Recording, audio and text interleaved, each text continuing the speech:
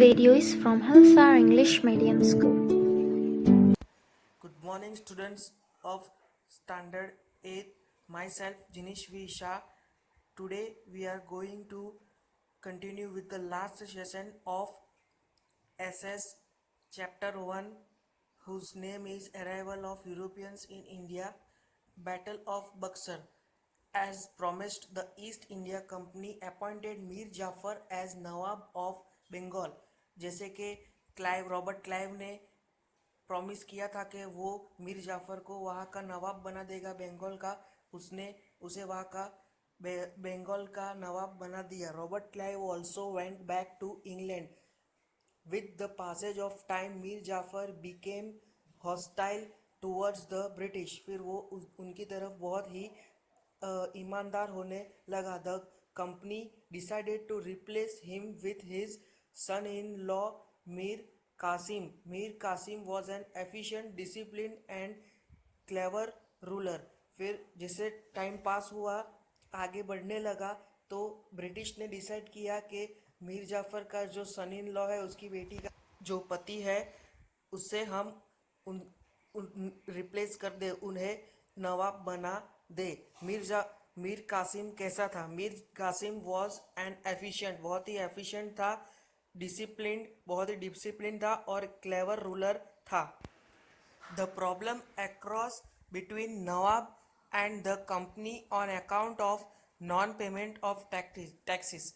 लेकिन उसमें क्या हुआ कि अब ये जो नवाब थे वो बहुत ही ईमानदार थे और डिसिप्लिन थे। और फिर उसमें क्या हुआ, एक प्रॉब्लम आया कि ये लोग ट्रेड तो करते थे इंडिया में, लेकिन टैक्सेस भरते नहीं थे।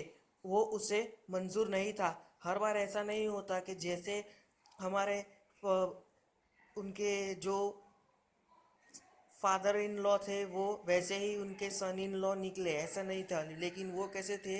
वो बहुत ही ईमानदार थे। In 1763 Mir Qasim was defeated by the company but he escape. फिर इन 1763 वो क्या हो गए, डिफीट हो गए कंपनी से, लेकिन वो क्या हुए, वहाँ से भाग गए। He recognised his army along with the force of nawab of Oudh. फिर उसने क्या किया, वापस उसने अपनी एक आर्मी बनाई with the force of nawab of Oudh, Shuja Uddaulah and Mughal emperor Shah Alam two. उनके साथ मिलकर उसने अपनी वापस से एक फौज बनाई।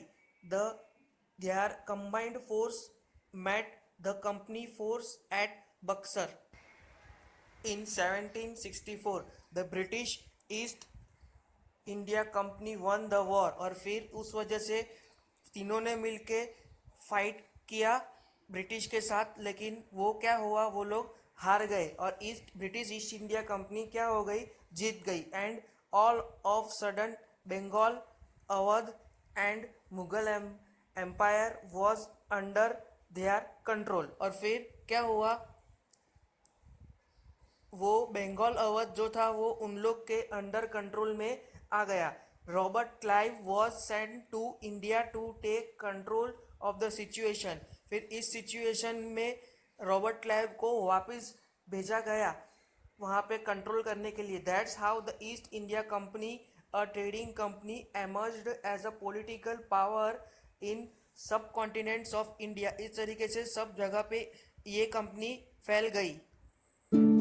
This video is from Hillsar English Medium School.